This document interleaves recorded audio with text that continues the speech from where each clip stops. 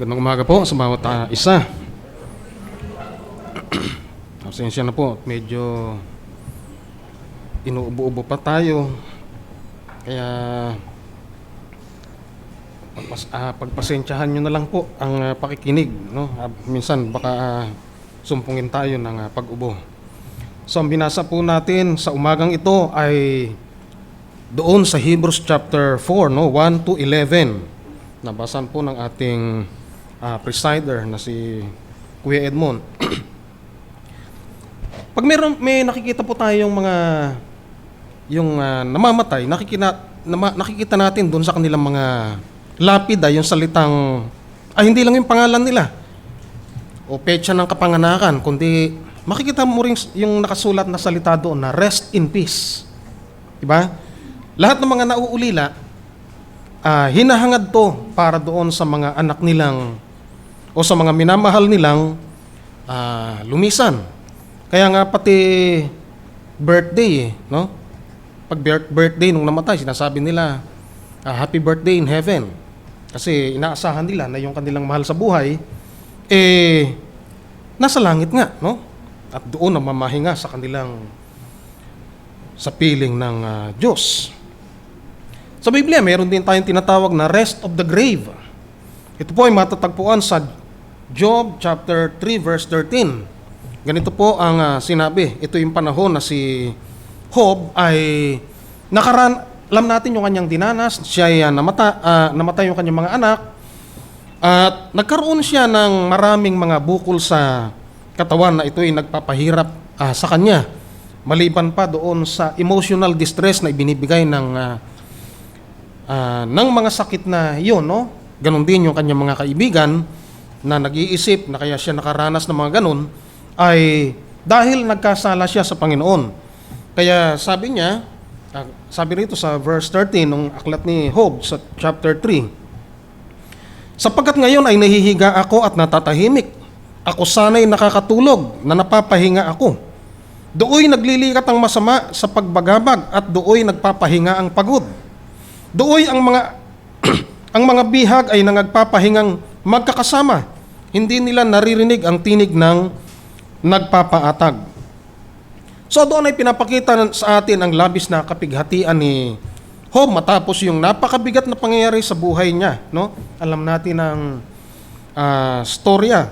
Sa pagbuka niya ng kanyang bibig ay pinapahayag niya ang labis na paghihinagpis at lahat ng laman ng kanyang puso ay inilabas na niya at pinakamasakit, isinumpa niya yung araw ng kanyang kapanganakan. Sa labis na pagdadalamhati, para bang sinasabi niya sa kanyang sarili na bakit pa ako pinanganak, no? At isa lang yung alam nating pinagsabihan ng Panginoon na sana hindi na siya pinanganak. At ito nga ay si Judas. Kasi alam na ng Panginoon na ang daranasin ni Judas ay walang hanggang pagod. So ang kapahingahan ay hinahangad ng lahat. Wala pong tao na hindi nagnanais na makarating sa langit na nandoon ang lahat ang ating kapahingahan. Ngayon kung babasahin po natin dito sa chapter 4 ng Hebrews, sabi rito, mga takot nga tayo, yamang may iniwang pangako ng pagpasok sa kanyang kapahingahan, baka sakaling sino man sa inyo ay maging tulad sa di nakaabot nyon. Ito po ay warning ng di kilalang author na ito ng mga Hebrews na sa mga Hudyo na nakarinig ng katotohanan ng Ebanghelyo. Nung mga nakaraang araw po ng mga nakaraang linggo na ipangaral na rin po rito yung tungkol sa Hebrews, no? At doon pinapakita ron yung napakaraming mga warning tungkol sa mga Hudyo na nakarinig na ng salita ng Diyos pero para bang hindi nila pinapansin dahil nga siguro sa labis na pag-aalala na rin nila dahil sa sila'y dumaranas ng persecution, ay marami na sa kanila yung lumalamig sa kanilang pananampalataya at gusto nang bumalik sa dati nilang paniniwala. Kaya sa chapter 10 ng Hebrews, ito po ay may kaugnayan sa chapter 4 ng Hebrews na ating pinag-aaralan. No? Sabi rito sa verse 25, huwag nating pabayaan ang ating pagkakatipon na gaya ng ugali ng iba, kundi mag-aralan sa isa't isa. At lalo na kung inyong namamalas, nalalapit na ang araw. Ito po kasing genre ng Hebrews ay hortatory, no? Hortatory siya, o parang ito ay sermon. Sermon ito. Kaya yung mapapansin natin doon sa mga iba pang mga chapter ng Hebrews ay halos pare-pareho yung kanilang yung struktura o pagkakasalaysay nung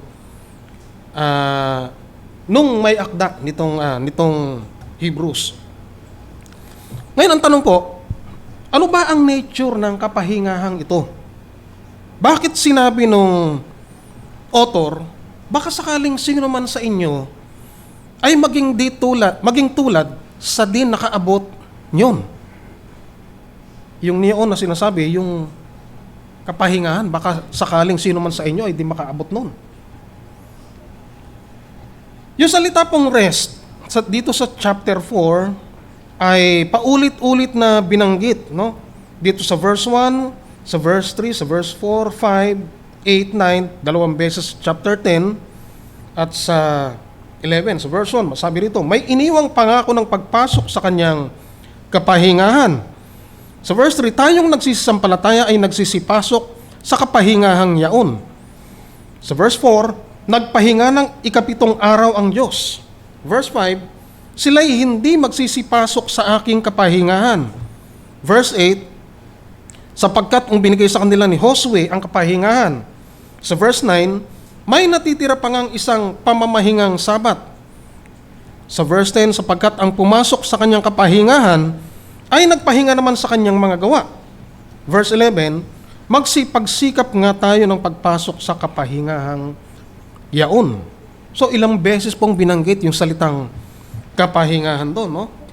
At dito makikita natin dito yung mga uri ng kapahingahang binabanggit. Dito sa verse 3 hanggang verse 5 ay yung tinatawag nating creation rest, na kung saan nung matapos na ang paglikha ng Diyos ay nagpahinga siya ng ikapitong araw. At sa verse 8 naman ay tumutukoy ito sa tinatawag na Canaan rest, na kung saan yung Exodus generation ay yung iba ron ay nakapasok, yung sumunod na henerasyon ay nakapasok sa Canaan. At sa verse 9 to 11 ay tumatalakay po ito sa tinatawag nating salvation rest. Kaya masasabi po natin na itong chapter 4 na ito ng Hebrews ay, ang tema nito ay tungkol sa kapahingahan. Pero para mas maintindihan natin kung ano yung kapahingahang tinutukoy dito, balikan siguro natin yung chapter 3 ng Hebrews mula roon sa verse 11 hanggang 19. Sabi rito, ano pat aking isinumpa sa aking kagalitan? Sila'y hindi magsisipasok sa aking kapahingahan. Magsipag-ingat nga kayo mga kapatid, baka sakaling mayroon sa kanino man sa inyo ng isang pusong masama na walang pananampalataya, na naghihiwalay sa inyo sa Diyos na buhay. Ngunit kayo'y mga pangaralan sa isa't isa araw-araw. Samantalang sinasabi, ngayon, baka papagmatigasin ang sino man sa inyo ng daya ng kasalanan, sapagkat tayo'y nagiging kabahagi ni Kristo kung ating iniingatang matibay ang pasimula ng ating pagkakatiwala hanggang sa katapusan. Samantalang sinasabi, ngayon kung marinig ninyo ang kanyang tinig, Huwag ninyong papagmatigasin ang inyong mga puso na gaya ng sa pamumungkahi, sapagkat sino-sino na pagkarinig ay namungkahi. Ngunit hindi ba gayaong lahat na nagsialis sa Ehipto sa pamamagitan ni Moises? At sino ang kinagalitan niyang 40 taon? Hindi ba gayaong nangagkasala na ang kanilang mga katawan ay nangabuwal sa ilang? At sa kani-kanino isinumpa niyang hindi makakapasok sa kanyang kapahingahan, kundi yaong mga nagsisuway. At nakikita natin na sila'y hindi nakakapasok dahil sa kawalan ng pananampalataya. Dumulog po muna tayo sa Panginoon sa panalangin. Mang Diyos na kataas-taasan, Diyos na makapangyarihan sa lahat, salamat po sa mga salita mong aming pag-aaralan ngayon, O Diyos. Patnubayan mo po ang bawat isa. Hayaan mong ikaw lamang ang aming mapuri at mapasalamatan sa pamamagitan ng mga salitang ito. Sa pangalan ni Jesus. Amen. So yun po yung background ng chapter 4. No? Makikita natin doon na yung binanggit doon yung mga ginawa nilang pagmamatigas doon sa naririnig nilang mga mensahe ng Diyos sa kanila, na habang naririnig nila ay parang lalo silang parang lalong nagiging matigas yung kanilang puso. Ang dahilan kung bakit bago sila lumabas ng Ehipto kasi, pinangako na ng Diyos sa kanila na sila'y dadalhin sa lupang pangako, no? Ay yung lupang binubukalan ng gatas at pulot. Inutusan sila ng Diyos na magpadala ng mga spies doon para makita kung ano ba talaga yung itsura ng lugar, no? So pinadala nila yung mga spies doon, 10 yata yung spies na yun, no? Kasama na si Joshua at si Caleb. Pero nung makita nila yung mga anak ni Anak, no? Ito kasi mga anak ni Anak din yung yung Anak na malalaking mga tao na ang tawag sa kanila yung mga Nephilim, natakot sila. Ang lalaking tao, no? Ang tingin nila sa kanilang sarili ay parang mga tipaklong. Kaya, kung itutumbas nila yung kanilang mga sarili doon, napakaliliit talaga nila. Kaya, natakot sila. Ganun na lang yung takot nila. Ayaw nun nila magpatuloy doon. Pero itong si Caleb, saka si Joshua, dahil ito'y matatapang na mga spies, ang sabi nila kay Moises, magpunta tayo doon, maganda roon, talagang maganda yung lugar na yun at makikinabang tayo ng gusto roon, talagang para sa atin yun. Kaya yung mga tao doon ay tinapay lang sa atin. Kasi pag sinabing tinapay lang, para bang sinasabi natin sa panahon ngayon na sisiw lang sila, mga mani lang sila. Kasi mga tinapay noon, parang tinatapak-tapakan lang yun noon. Kaya sabi nila, tinapay lang sa atin yung mga tao doon. Kayang-kaya natin yun. Bukod pa ron, nung sila yung naglalakbay sa ilang, marami sa kanila yung nagrereklamo dahil sa gutom at uhaw. At sabi nila, kay Moises, dinala mo ba kami rito para mamatay sa tabak?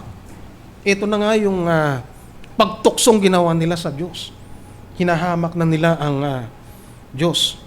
Sinisisi nila si Moises, mabuti pa ron sa Ehipto, nakakakain kami.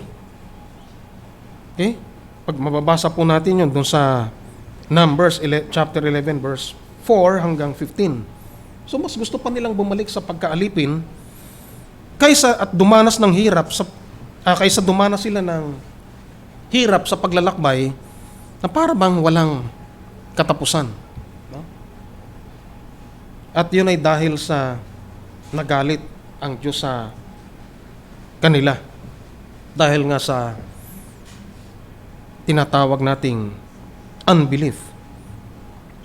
Kaya sa galit ng Diyos, sabi rito sa chapter 14 ng Numbers, Book of Numbers, sabi rito sa verse 27, hanggang kailan titiisin ko ang masamang kapisanang ito na nag-uupasala laban sa akin?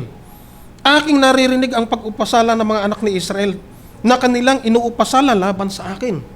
Sabi ng Diyos, no? Sabihin mo sa kanila, sabi ng Diyos kay Moises, Ako'y buhay, sabi ng Panginoon. Tunay na kung paano ang sinalita ninyo sa aking pakinig, ay gayon ang gagawin ko sa inyo. Ang inyong mga bangkay ay mga bubuwal sa ilang na ito. At yaong lahat na nangabilang sa inyo ayon sa inyong kabuuan ng bilang, mula sa 20 taong gulang na patanda na nag-uupasala sa akin, ay tunay na hindi kayo papasok sa lupaing pinagtaasan ko ng aking kamay, na patatahanan ko sana sa inyo. Maliban si Caleb na anak ni Jephone at si Josue na anak ni Nun. Ngunit ang inyong mga bata na inyong sinabing magiging manghuli ay aking papapasukin. Ito na po yung sumunod na henerasyon. At kanilang makikilala ang lupain na inyong itinakwil. Ngunit tungkol sa inyo, ang inyong mga bangkay ay mga bubuwal sa ilang na ito. At ang inyong mga anak ay magiging gala sa ilang na 40 taon. At kanilang tataglayin ang inyong pakikiapid hanggang sa ang inyong mga bangkay ay matunaw sa ilang. So gayon ang pinakitang galit ng Diyos sa kanila dahil sa kanilang kawalan ng pananampalataya. Okay? So ano ba yung nature ng kapahingahang gustong pagdalhan sa kanila ng Panginoon? Meron po kasing dalawang Greek term na ginamit dito, no, sa salitang rest. Ang una po yung tinatawag nating katapausis. Pangalawa yung sabbatismos.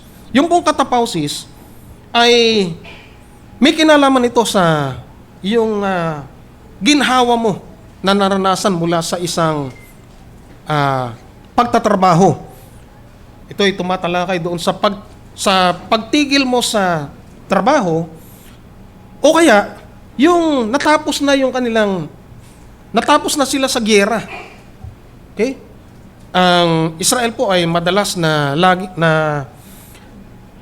napapasok sa giyera, at nung sila'y matapos na, doon sila nakakaranas ng tinatawag na kaginhawahan. Kaya ito yung tinatawag na ito yung time na ibinukod sa kanila ng Diyos para sila ay mag-worship dahil doon sa mga probisyon ng Diyos at sa katapatan ng Diyos sa kanila. Ngayon po, dito sa Jewish understanding, no? Kasi doon sa Greco-Roman world, ito ay may kinalaman lang sa paghinto nila sa trabaho. Pero sa isipan ng mga Hudyo, meron itong mas malalim na kahulugan. Kasi nga ito'y may kinalaman doon sa kapahingahan ng Diyos. Unang-una, nung ang Diyos ay lumikha, di ba? At ang Diyos ay nagpahinga sa ika-7 araw. Doon po ay makikita natin na yung kapahingahang yun ay isineselebrate nila tuwing ika-7 araw, lalo na nung ito'y na-codify na doon sa chapter 20 ng Exodus, no?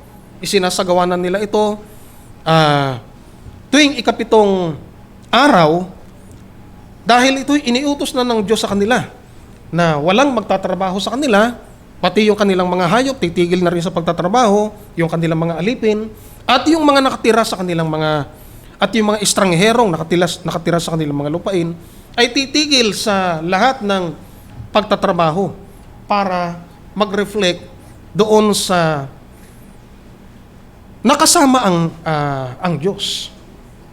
Okay? At yung sabbatismos naman po ay isang beses lamang sa New Testament ginamit. At ito po ay makikita natin doon sa verse 9 ng chapter 4. Yung sinasabing Sabbath rest o yung Sabbath keeping. Okay? At sa atin po, wala nang pagtatalo pag sinabi nating Sabbath. Ito po ay ginaganap na natin tuwing araw ng linggo, no? So, mamaya po ay patatalakay po natin yan. Sa Jewish tradition, yung salitang Sabbath ay day of rest na ino-observe lagi sa 7th day para ma-commemorate nila yung ginawang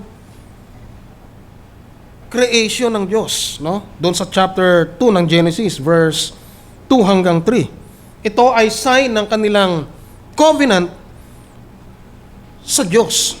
Ito ay sa pagitan ng Diyos at nila ay meron silang ibinukod na isang araw na kung saan sila ay titigil sa kanilang mga trabaho para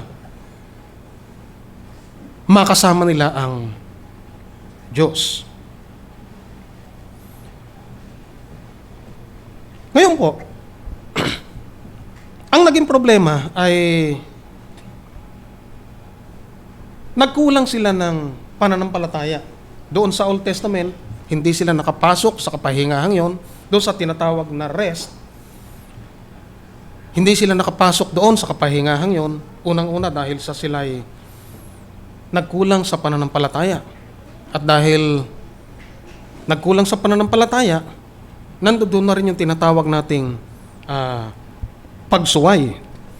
So the only requirement para makapasok sa kapahingahang yon ay yung faith. So ang unang punto po natin dito sa ating lesson ay yung necessity ng faith. Sabi rito sa verse 1, di nila pinakinabangan ang salitang napakinggan. No? Hindi nila napakinabangan yung salitang napakinggan dahil walang pananampalataya yung mga nakarinig. Sa halip na paniwalaan nila, nanaig sa kanila yung pagrereklamo dahil sa gutom at pagod, sa uhaw. Kaya yung kanilang paglalakbay na napakahaba, parang nakadagdag pa ito para hindi nila paniwalaan ng Diyos na meron ngang daratnan silang lupang pangako. Kaya yung mga naniwala, tulad nila Caleb, no, at ni Joshua, yung kanilang sumunod na henerasyon, yun yung nakapasok doon sa lupang ipinangako ng Diyos sa kanila. Ano ba yung mga dahilan ng di pagsampalataya? Dito po sa Matthew 13, mababasa po natin dito, yung tungkol sa paghahasik, no? Ito ay isang parable na kung saan ay yung isang manghahasik ay naghasik, no? Sabi nito sa verse 4, at sa paghasik niya, sa chapter 13 at verse 4 ng Matthew, no? At sa paghasik niya ay nanguhulog ang ilang binhi sa tabi ng daan. Dumating ang ibon at kinain nila. At ang mga iba ay nangahulog sa mga batuhan, na do'y walang sapat na lupa, at pagdakay sumibol sapagkat hindi malalim ang lupa. At sa pagsikat ng araw ay nangainitan, at dahil sa walang ugat ay nangatuyo. At ang mga iba ay nangahulog sa mga dawagan, at nagsilak yung mga dawag, at ininis ang mga yaon. Alam natin yung parable ng mga hasik. Yung mga hasik, ito yung naghasik ng salita ng Diyos, pero yung salita ng Diyos ay napunta doon sa mga batuhan, so hindi tumubo ng maayos yung binhi. Hindi, dahil nga ito ay mabato, nung sumikat yung araw, ay nawalan ng pagkakataong sumiksik pa yung ugat, kaya ito'y namatay, no? At yung iba ay nangatuyo. At sabi naman dito sa verse 7, yung mga nahulog sa dawagan, nagsilaki yung mga dawag. Alam natin yung dawagan, no? Yung mga siit-siit, at yung iba pang mga halaman na nakakaistorbo doon sa halaman. So dahil doon sa dumami yung mga dawag na yon na nakaistorbo sa kanilang paglaki, hindi na tumubo yun, no? So yung pananampalataya ay pansamantala lang. Hindi talaga ito yung pananampalatayang nagdadala sa iyo sa buhay na walang hanggan.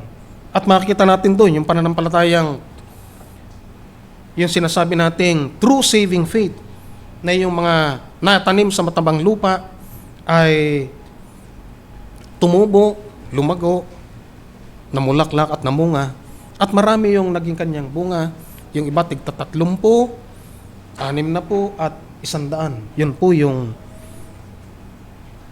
tunay na pananampalataya. Kaya pagka walang pananampalataya, hindi po magpapatuloy hindi po darating ang tinatawag nating kaligtasan. Isa po yan sa mga dahilan ng di pagsampalataya.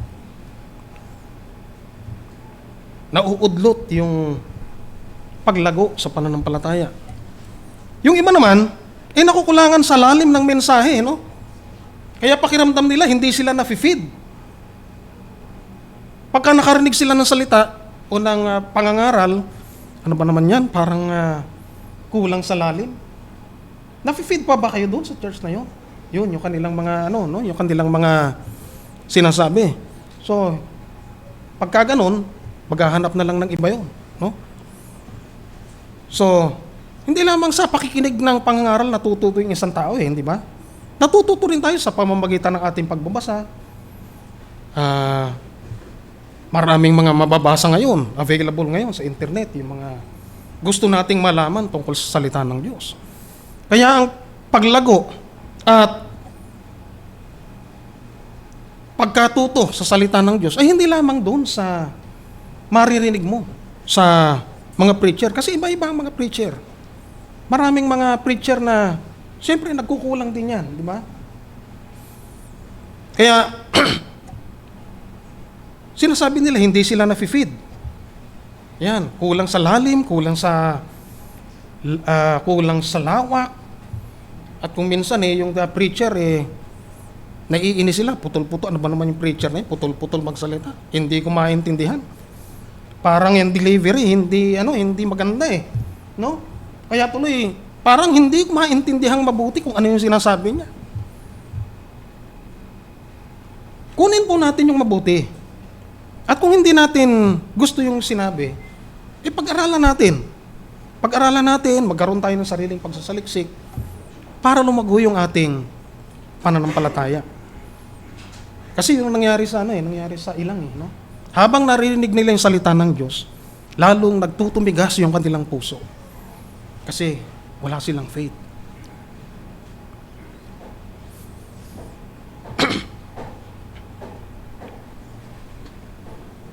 Dito po sa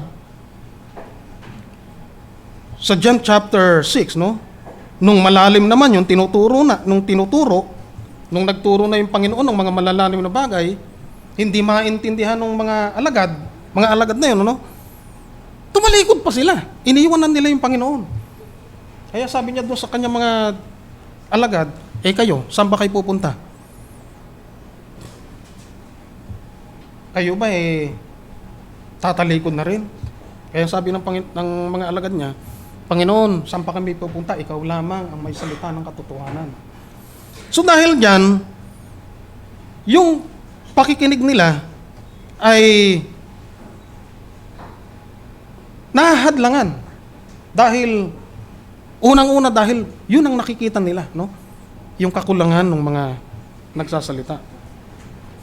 Sa John chapter 8 verse 37, talastas ko na kayo binhi ni Abraham. Ngunit gayon may pinagsisikapan ninyo akong patayin, sapagkat ang salita ko'y hindi magkasya sa inyo. Maraming mga nakikinig sa kanya, sa kanyang pangangaral, lalo na pagka panahon ng Sabat, no? Sa lahat yata ng mga issue na laging merong nakakalaban ng Panginoon, ay pagkatungkol na sa Sabat. Maraming tumitira sa kanya, maraming tumitilig sa kanya pagdating ng Sabat. Kaya sa halip na makilala nila yung Lord ng Sabat, lalo silang nagtutumigas. Bakit? Kasi ang salita ko hindi magkasya sa inyo, sabi niya.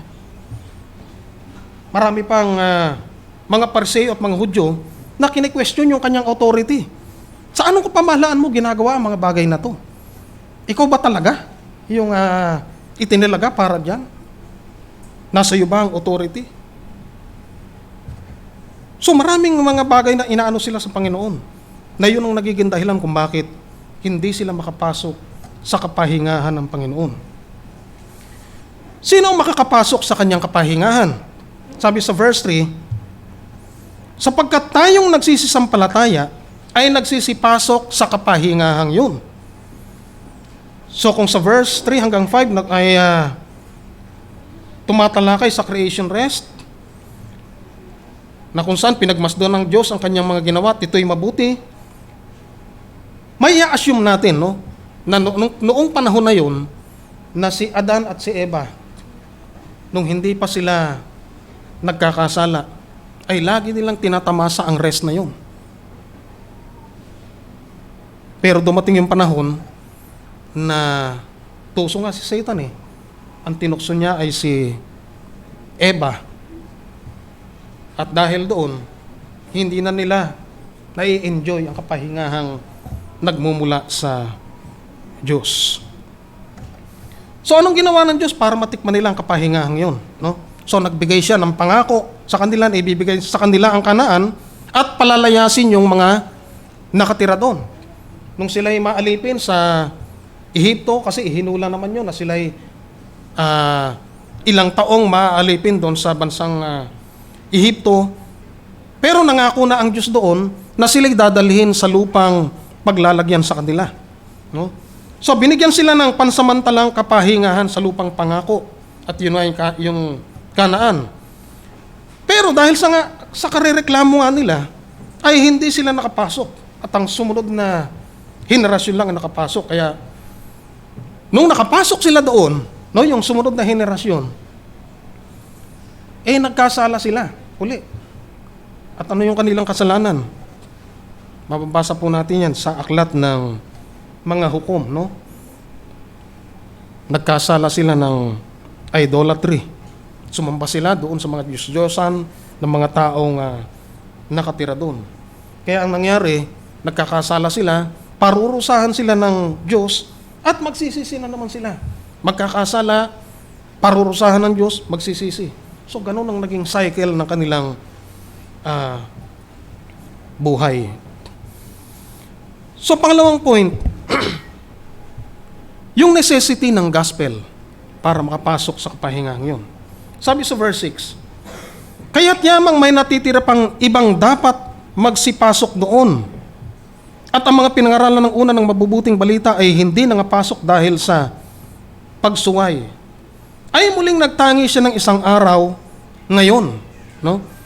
Pagkatapos ng ilang panahon na sinabi ng mga awit na David, ayon sa sinabi na ng una, ngayon kung marinig ninyo ang kanyang tinig, huwag ninyong papagmatigasin ang inyong mga puso.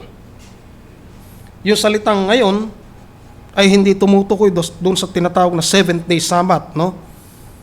Kundi sa bawat panahon na marinig nila yung salita ng Diyos.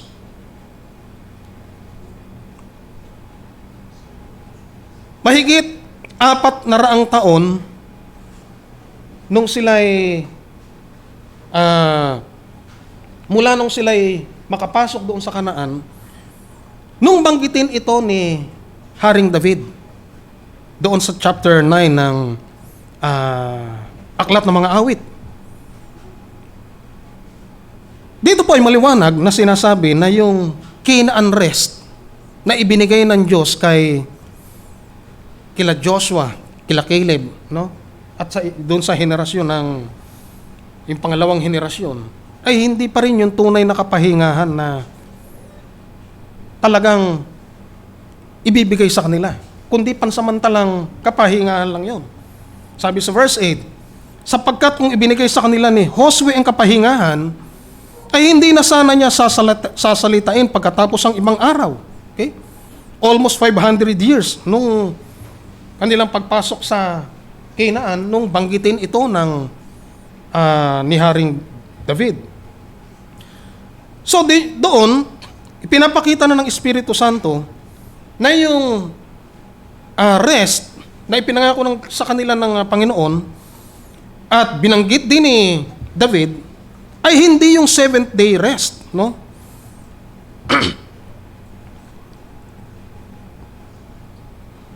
Hindi lamang ito yung 7th-day rest, kundi yung rest na nakalaan doon para sa mga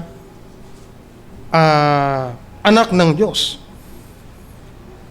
Kasi maraming unbelieving Israel na nakapasok doon sa Canaan, pero pagkatapos noon ay nagkasala uli at hindi na nila natamasa yung tunay na kapahingahan, no? So yung necessity ng gospel, yun ang dapat nilang yun dapat nilang pagtuunan ng pansin. Sa pamamagitan ng gospel,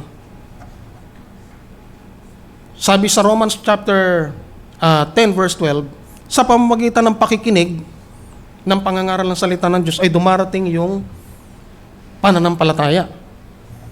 Maalaala natin na si Cornelio doon sa Acts chapter 10 ay kinailangan pang puntahan siya ni Pedro para makarinig ng salita. At sa pamamagitan ng maririnig niyang salita ay doon lamang siya magkakaroon ng tunay na kaligtasan. So mahalaga na marinig nila yung gospel. Kaya sabi ni Haring David, at yun ang kinote nitong may akda ng aklat ng Hebrews. Ngayon kung marinig niyo ang kanyang tinig, huwag niyo nang papagmatigasin ang inyong mga puso. Gaya nung nangyari doon sa ilang. Sino yung tunay na entrance sa rest? Yung pangatlong point po, Jesus, the entrance to rest. Dito po sa chapter 4 verse 9, may natitira pa ngang isang pamamahingang sabat na ukol sa bayan ng Diyos. So dito po sa verse 9 ay hindi na ginamit yung salitang katapausis, no? Kundi ang binanggit na rito ay sabatismos. Nang ibig sabihin ay pamamahingang sabat na ukol sa bayan ng Diyos. Sabi sa verse 10, sapagkat ang pumasok sa kanyang kapahingahan ay nagpahinga naman sa kanyang mga gawa, gaya ng Diyos sa kanyang mga gawa. Dito po ay may dalawang interpretation, no? Dito sa verse 10. Na siyang para bang nagbibigay pa ng diin dito sa verse 9, no? Dito sa salitang gawa, no? Pumasok sa kanyang sapagkat ang pumasok sa kanyang kapahingahan ay nagpahinga naman sa kanyang mga gawa, gaya ng Diyos sa kanyang mga gawa.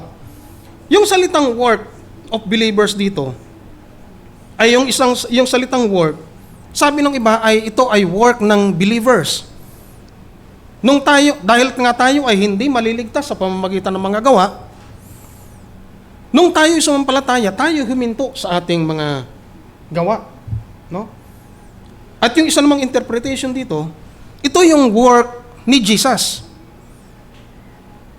Yung pumasok sa kanyang kapahingahan, yung salitang kanya na pronoun, ay ang tinutukoy rito yung Panginoong Jesus. Ito yung work ng kanyang tinatawag na salvation. Nung siya ay namatay siya at nabuhay nung ikatlong araw, at ito nga yung Sunday, doon sa kanyang libingan nung Saturday ay nagpapatuloy pa rin yung kanyang trabaho ng pagliligtas. At natapos lamang yung kanyang pagliligtas nung siya ay bumangon na nung tatlong araw, at ito nga yung Sunday. Kasi sinasabi ro sa aklat ng mga awit na this is the day that the Lord has made, we will rejoice and be glad in it. So mapapansin natin yung transition mula roon sa Sabat papunta roon sa Linggo. Okay? Kaya dito ay natapos yung work of salvation ng ating Panginoon. Kaya rito sa verse 10, ang tinutukoy ditong pumasok sa kanyang kapahingahan at nagpahinga sa kanyang gawa ay yung ating Panginoon. Nang matapos na niya yung gawa ng kaligtasan at siya ay nabuhay uli. So ano po yung ating masasabi sa lesson natin ito? Kung mabalikan po natin yung verse 1, sabi rito, mga takot nga tayo, yamang may iniwang pangako ng pagpasok sa kanyang kapahingahan, baka sakaling sino man sa inyo ay maging tulad sa di nakaabot nyon. no? Baka kung kailan meron ng iniwang pangako ang Diyos, yung pangako ng kapahingahan, baka hindi pa tayo makaabot doon. Yun ang warning niya doon sa mga Kristiyano doon sa Hebrews, no? Nag-iwan na siya ng isang kapahingahan na hindi naabot ng mga taong hindi sumampalataya, na hindi nila pinakinabangan. So ngayon nag-iwan siya. At hanggang ngayon nga, ang pangakong ito ay tumatayo pa rin, no? Baka sakaling ito yung panahon na ikaw ay maligtas sa pakikinig ng salita ng Diyos, baka hindi mo naabutan yung time. Late ka na. Kaya yung salitang makaabot dito, di nakaabot. Sabi sa ibang mga books, ikaw ay huli na. Wala na yung ngayon, no? At hindi ka na nakaabot. Ano yung connection nito sa chapter 10 ng Hebrews? Yung sa verse 10, chapter 10, verse 25, huwag nating pabayaan ang ating pagkakatipon, gaya ng ugali ng iba, kundi mag-aralan sa isa't isa, lalo na't inyong namamalas na nalalapit na ang araw. Kaya yung Sabbath keeping dito sa chapter 4, ito yung sinasabi doon sa chapter 10 na huwag niyong pabayaan. Huwag pabayaan ang pagkakatipon, no? Meron pa nga tayong mababasa sa ibang mga babasahin na yung isa sa pinakadahilan ng apostasy ay ito pa lang yung pagpapabaya sa pagkakatipon. Kaya may danger po, no? Kasi dito na nagsimulang tumigas ang puso ng mga nakakarinig. Pagka tayo'y nakakarinig ng mga salita ng Panginoon na ayaw nating marinig. Kaya sabi sa verse 11, magsipagsikap nga tayo ng pagpasok sa kapahingahang yaon, upang huwag marapa ang sinuman sa inyo, ayon sa gayong halimbawa ng pagsuhay. Magsipagsikap daw tayong pumasok sa kapahingahang yun. Tiisin natin yung hirap sa mundong ito na kung saan tayo ay naglalakbay. Ito po yung ating ilang. Hindi lang pagod at hirap yung ating mararamdaman dito sa ating paglalakbay. Marami rin pasakit. Maraming marinig tayong mga pasakit na hindi natin gusto. Marami pa tayong mararanasang mga bagay na hindi natin magugustuhan. Pero ang gusto lang ng Diyos ay magpangaralan tayo sa isa't isa habang mayroon pang ngayon. Sabi sa Matthew sa verse 3, no? Tayong nagsisisampalataya ay nagsisipasok po sa kapahingahang yaon. Kung dito sa lupa, tayo ay naglalakbay, pero dahil nga tayo ay meron ng pananampalataya, ito na po yung first step para makarating tayo doon sa tinatawag nating eternal rest. Sa pamamagitan ng ating pananampalataya, nakapasok na po tayo doon sa kapahingahang yun. At kailangan na lang po nating magpatuloy hanggang sa abutin natin yung kapahingahang inilaan sa atin ng Panginoon. Sabi sa Matthew chapter 11 verse 28, magsiparito kayo sa akin kayong lahat na nangapapagal at nangabibigat ang lubha, at kayo'y aking pagpapahingain. Pasanin ninyo ang aking pamatok at mag-aral kayo sa akin, sapagkat ako'y maamo at mapagpakumbabang puso, at masusumpungan ninyo ang kapahingahan ng inyong mga kaluluwa. So hindi po natatapos yung tayo'y lumapit sa Panginoon. Pasanan din natin yung kanyang pamatok. Kasi sabi niya, magaan ang aking pamatok. Siya ay mapagpakumbabang puso, at doon ay masusumpungan natin ang kapahingahan ng ating mga kaluluwa. Purihin ang Panginoon sa umagang ito. Tayo po'y manalangin. O amang Diyos na makapangyarihan sa lahat, tunay nga o Diyos Nasa mundong ito na kung saan kami, Panginoon, ay nananatili. Alam naming dadanas kami, Panginoon, ng iba't ibang mga pasakit, ng iba't ibang mga suliranin, Panginoon, na anupat ito'y maaaring maglayo sa amin o magdala sa amin sa kawalan ng pananampalataya. Ngunit naniniwala kaming lubos, Panginoon, na Ikaw ang patuloy na mag-iingat sa bawat isa amin, sapagkat Ikaw ang nangako na hindi mo kami iiwan ni pababayaan man, Panginoon. Tulungan mo kami, Panginoon, sa aming paglalakbay. Hayaan mong makarinig pa kami, Panginoon, ng maraming mga pangangaral ng iyong mga salita. Hayaan mong patuloy kaming lumago. Hayaan mo kaming patuloy na matuto. At sa ganun, Panginoon, ay huwag kaming marapa na kagaya ng dinanas ng aming mga ninuno, Panginoon.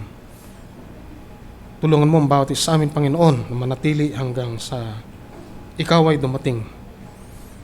Sa pangalan ni Jesus, ito pong aming dalangin. Amen.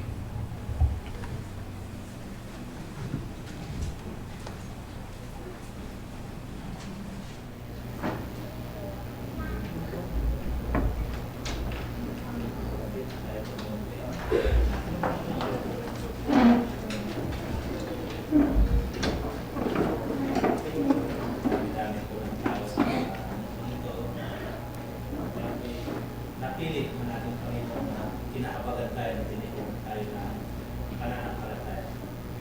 Ay masaya tayo mawit. Mawitan naman din natin ng ating Panginoon sa 1:17. When we peace, like rain.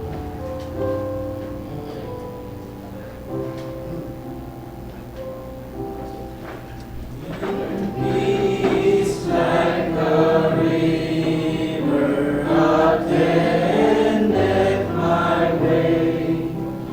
When sorrows like seas beat us strong, whatever my God thou hast taught me to say, it is well